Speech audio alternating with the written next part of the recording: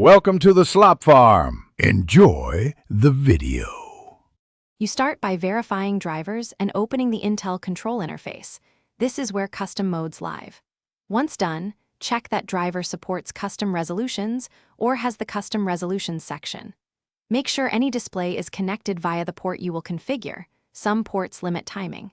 You will also disable GPU scaling in Windows display settings temporarily to avoid conflicts. Now, navigate to Display, select the target monitor, and prepare to add a new resolution profile. You now construct the actual mode. Pick a timing standard.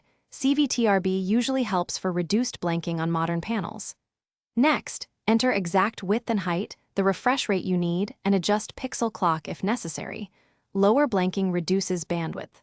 Once entered, press Test or Apply. The driver validates signal timing.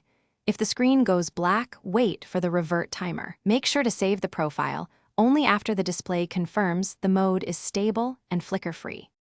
You finish by applying and setting the new custom resolution as your preferred display mode, then confirm scaling and aspect settings to avoid stretching.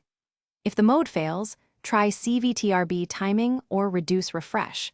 Verify your cable and port support the bandwidth.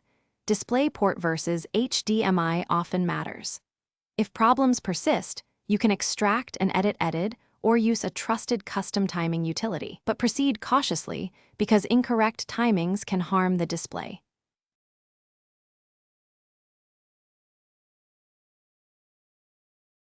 Thanks for watching. Consider subscribing if we helped you today.